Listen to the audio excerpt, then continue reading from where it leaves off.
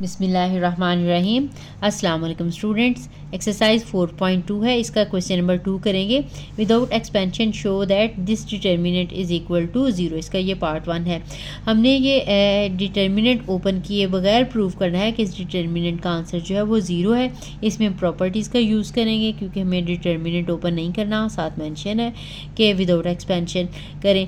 तो आपने प्रॉपर्टीज़ जो है डिटर्मिनेंट की पढ़ी, मैंने आपको प्रीवियस लेक्चर में बताई थी डिटेल में, तो उनका हम इस्तेमाल करेंगे। तो इसका हम सॉल्यूशन स्टार्ट करते हैं।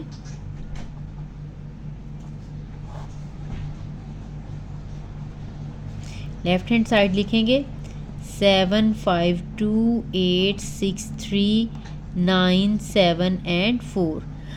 अभी हमारे पास डिटर्मिनेंट है। आपने डिटर्मिनेंट की प्रॉपर्टीज़ पढ़ी थी।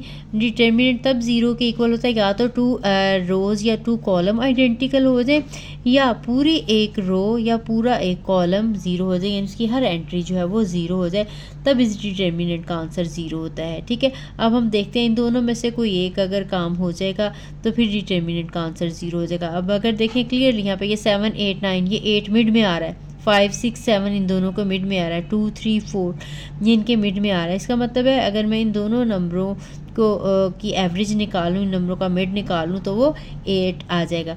इसलिए मैं कॉलम नंबर 1 और कॉलम नंबर 3 को ऐड करूँगी।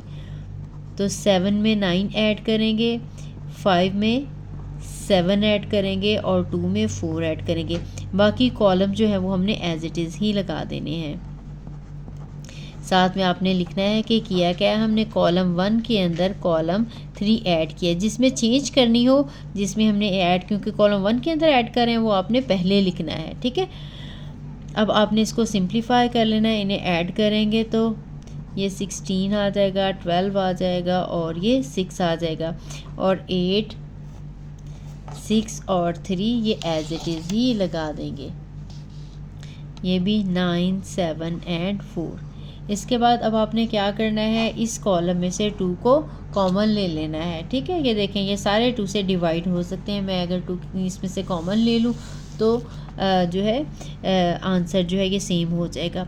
तो अब डिटर्मिनेंट में से जब हमने कॉमन लेना हो तो हमेशा किसी एक रो या एक कॉलम में से लेते हैं। ठीक है, या मल्टीप्लाई भी करना हो तो जस्ट किसी एक रो के साथ या किसी एक कॉलम के साथ मल्टीप्लाई करना। तो जब हम मैट्रिक्स में मल्टीप्लाई करते हैं तो फिर हम हर एंट्री के साथ मल्टीप्लाई कर रहे होते हैं, हर रो के साथ, हर नंबर के साथ, या कॉमन ले रहे होते हैं तभी पूरे मैट्रिक्स में से कॉमन ले लेते हैं। ये क्योंकि डिटर्मिनेंट है, इसमें से हमने सिर्फ एक रो या एक कॉलम में से कॉमन लेना है, वो जिसमें से हमें ज़रूरत होगी इसमें से हम ले सकते हैं। तो ये यहाँ पे 8 आ जाएगा, यहाँ पे 6 आ जाएगा और यहाँ पे 3, और ये जो हमारा सेकंड कॉलम था वो ऑलरेडी 8, 6 और 3 था। अब देखें हमारा कॉलम 1 और कॉलम 2 जो है आइडेंटिकल हो गए हैं, इसलिए ये डिटर्मिनेंट का आंसर जो है वो 0 हो जाएगा। हम लिखेंगे since column 1 is identical to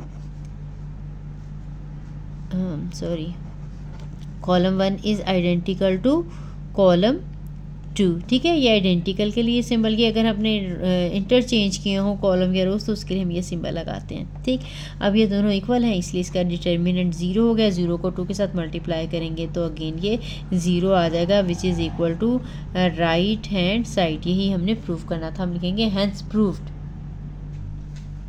next part है 5, 2, 2, 6, 2, 8, -1, 0 और 10। इसको हमने 0 प्रूव करना है। तो इसकी भी लेफ़्ट हैंड साइड लिख लेंगे 5, 2, 2, 6, 2, -8, -1, 0 और 10। ये आपको शॉर्ट क्वेश्चंस वगैरह में आ सकता है। ठीक है, अब इसमें देखें ध्यान से, तो अगर इसमें से ये कॉलम सब्ट्रैक्ट कर दें तो ही आंसर आते जाते हैं। 5 - 6 करेंगे, 2 - 2 करेंगे, 2 माइनस, जब ये नेगेटिव है तो प्लस हो जाएगा, तो ये 10 बन जाएगा। ठीक है, आपने पहले एक दफ़ा इसको चेक कर लेना कि कैसे ये 0 बन सकता है। क्या 2 कॉलम या रोज़ जो हैं वो एक जैसी हो सकती हैं, या फिर 0 एंट्रीज़ आ सकती हैं कहीं पे पूरे रो में। तो इसको हम क्या करेंगे, 5 - 6, 2 - 2, 2 माइनस -8, ये 6, 2, -8, -1, 0 और 10। हमने किया क्या है, कॉलम 1 में से कॉलम 2 सब्ट्रैक्ट किया है। ठीक है, अब आपने इसको सिंप्लीफाई करके लगा लेना है। ये -1 आ जाएगा, ये 0 आ जाएगा। इसको स्टेप में लिखना है तो इसको 2 + 8 कर लेंगे, ये 6 2 -8, ये -1 0 और ये 10, ये एज इट इज़ ही आ जाएंगी। ठीक है, इसके बाद आपने ये -1 0 और 6 + 2 करेंगे तो ये 10 आ जाएगा। 6 2 -8 -1 0 और 10। अब ये देखें ये वाले दो कॉलम जो है वो सेम हो गए हैं, तो this determinant is equal to 0 since column 1 is identical to column 3, hence proved. Next part है, आपने इसको 0 के इक्वल प्रूव करना है। तो इसमें भी हम लेफ़्ट हैंड साइड ले लेंगे, -a 0 c, फिर 0 a -b, फिर b -c और 0, ये हमने लेफ़्ट हैंड साइड ले लिया। अब हम इसमें क्या करेंगे, कुछ चीज़ें ऐसी हैं, कुछ डिटर्मिनेंट जिनमें कुछ को थोड़ा थोड़ा सा आपको याद भी रखना पड़ेगा। अब ये देखें कॉलम 1 में b नहीं है, इस कॉलम में c नहीं है, इस कॉलम में a नहीं है, तो इसको हम a के साथ, इसको हम b के साथ, इसको हम c के साथ मल्टीप्लाई करना चाहते हैं। हम ऐसा करते हैं, मल्टीप्लाई भी कर लेते हैं, क्योंकि a b c तीनों के साथ मल्टीप्लाई करना है। जब आपने मल्टीप्लाई करना हो तो हमेशा डिवाइड भी करना होता है, तो हमने इसको a b c के साथ मल्टीप्लाई भी कर दिया, डिवाइड भी कर दिया। नेक्स्ट हम देखेंगे कि हमने किसको किसके साथ मल्टीप्लाई करना है। 0 a -b और यहाँ पे आ जाएगा b -c और 0। अब हमने ये जो डिवीजन वाले हैं ये as it is a b c रहेंगे। ठीक है, अब ये वाला a मल्टीप्लाई हो जाएगा कॉलम 1 के साथ, सॉरी a मल्टी इसमें इसको b के साथ करना है। आप याद रखें इस कॉलम में b नहीं है, तो इसको b के साथ मल्टीप्लाई करना है। इस कॉलम में c नहीं है, इसको c के साथ करना है। और इस कॉलम को a के साथ हमारी अपनी मर्ज़ी होती है कि हम इन तीनों को किसी एक रो के साथ मल्टीप्लाई कर लें, या किसी एक कॉलम के साथ मल्टीप्लाई कर दें, या एक नंबर को किसी एक रो के साथ, दूसरे को दूसरी रो के साथ और तीसरे को तीसरी रो के साथ, या इसी तरह कॉलम्स के साथ भी।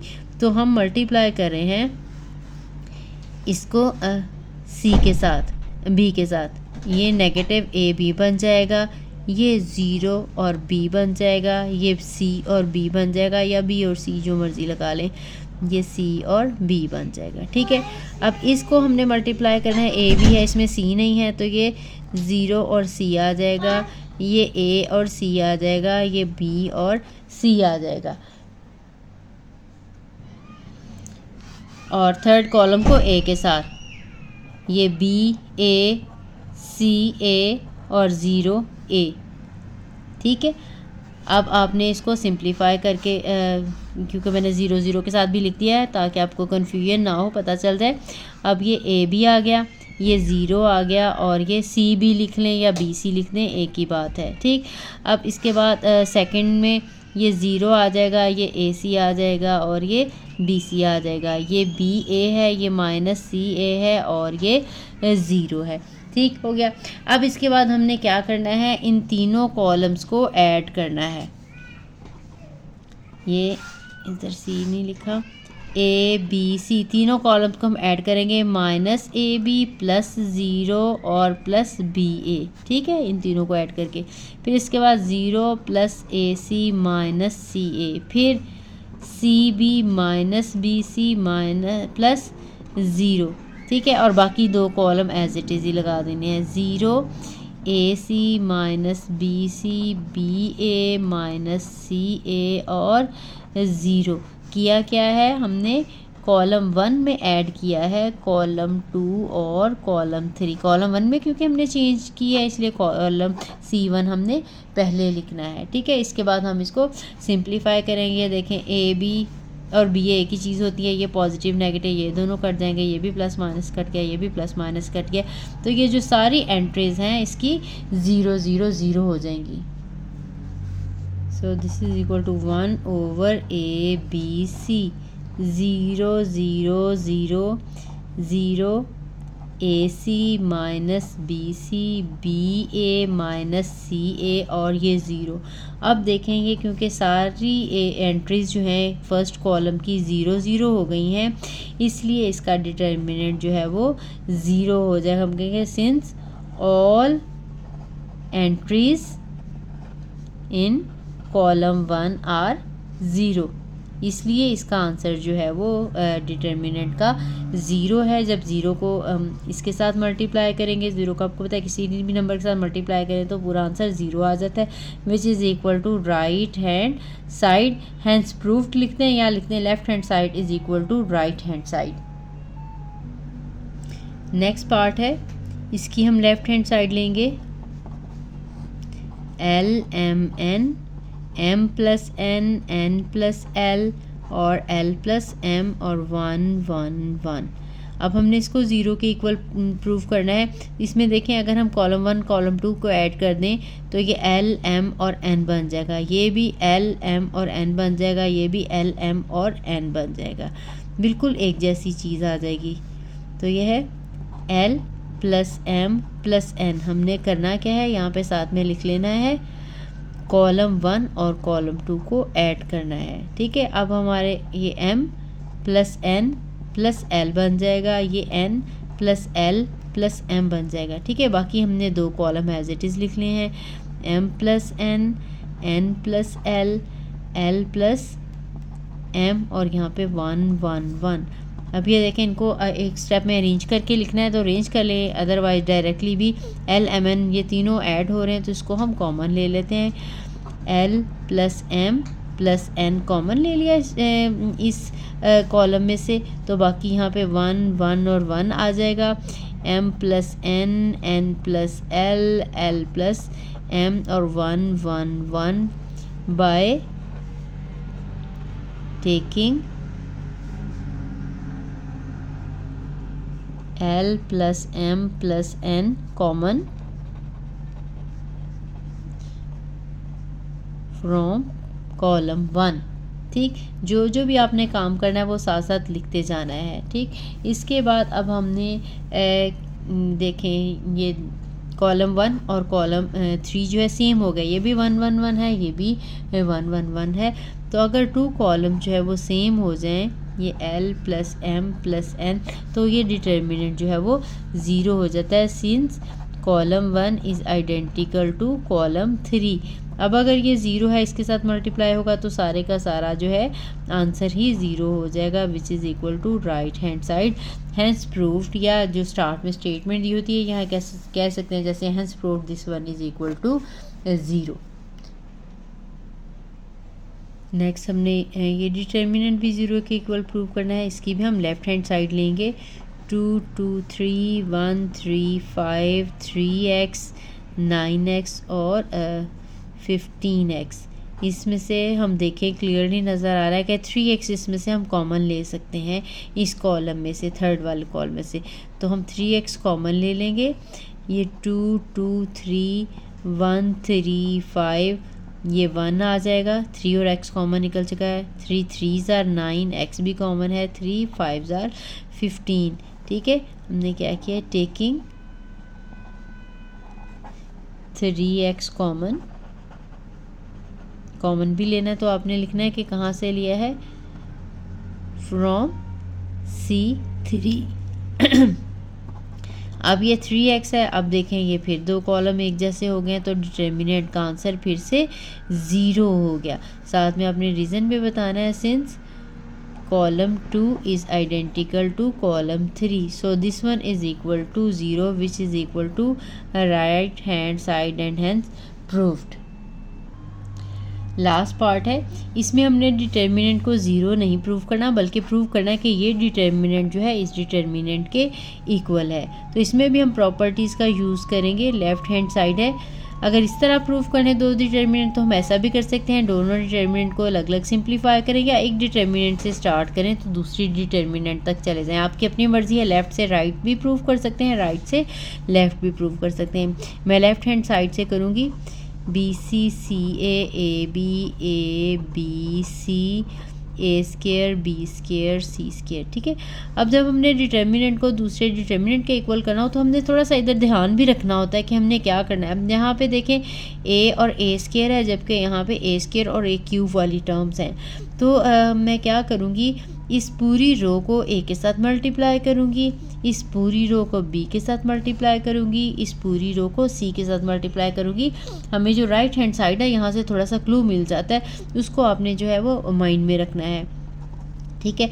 अब जब मैंने मल्टीप्लाई करना है तो डिवाइड भी करना पड़ेगा। एक स्टेप में हम ए बी सी के साथ मल्टीप्लाई भी कर देते हैं और ए बी सी के साथ डिवाइड भी कर देते हैं, ठीक है। बी सी ए बी, यहाँ पे ए बी और सी, ये ए स्क्वायर बी स्क्वायर और सी स्क्वायर, ठीक है। अब अपनी मर्ज़ी है, मैं ए को पहली रो के साथ मल्टीप्लाई करी हूँ, बी को दूसरी के साथ और सी को तीसरी के साथ। बाहर 1/ABC एज इट इज़ रहेगा, ये वाला अंदर मल्टीप्लाई हो रहा है, तो ये आ जाएगा ए के साथ मल्टीप्लाई होगा ABC, ये ए स्क्वायर हो जाएगा और ये ए स्क्वायर था तो ये ए क्यूब हो जाएगा। अब इसको बी के साथ करूँगी, सी और ए पहले था तो ये भी ABC बन जाएगा, यहाँ पे एक बी था तो बी का स्क्वायर आ जाएगा, स्क्वायर था तो ये क्यूब बन गया। अब सी के साथ करूँगी तो ये भी ABC बन जाएगा, यहाँ पे सी का स्क्वायर आ जाएगा और यहाँ पे सी का क्यूब आ जाएगा। जो आपने किया वो भी लिख लेना है। बाय ऐसे भी लिख सकते हैं मल्टीप्लाइंग R1 बाय दिस, या ऐसे भी लिख सकते हैं AR1 BR2 CR3, यानी R1 को A के साथ मल्टीप्लाई किया, कॉमा डाला है, और दूसरा काम B को R2 के साथ और C को R3 के साथ मल्टीप्लाई किया है। अब देखें मल्टीप्लाई करने के बाद हमें क्लियरली नज़र आ रहा है कि इसमें पहला जो कॉलम है इसमें ABC आ गया है, तो ये ABC में अगेन इस कॉलम में से कॉमन लेके बाहर लिख लेती हूँ। तो ABC कॉमन लिया, ये ABC था, कॉमन लिया तो ये पूरा कॉलम 1 1 1 आ जाएगा, और A square B square C square, यहाँ पे A cube B cube C cube आ जाएगा। अब ये ABC इस ABC के साथ कट जाएगा तो हमारे पास 1 1 1 A square B square C square A cube B cube और C क्यूब, और यही हमने चीज़ प्रूव करनी थी, which is equal to right hand side. तो इसके सारे पार्ट जो हैं वो कंप्लीट हो गए हैं। आई होप आपको समझ आ गई होगी। अगर कोई कन्फ्यूजन रह जाए तो कमेंट करके ज़रूर पूछे, मुझे अच्छा लगेगा और मैं कोशिश करूँगी कि मैं रिप्लाई करूँ। अभी तक जिसने भी कोई मैसेज किया हो तो मैं ज़रूर उसको रिप्लाई करती हूँ। तो वीडियो अच्छी लगी हो तो लाइक एंड कमेंट ज़रूर करिएगा, और जिसने चैनल को सब्सक्राइब नहीं किया वो चैनल को सब्सक्राइब कर दे। मिलते हैं नेक्स्ट वीडियो में। अल्लाह हाफिज़।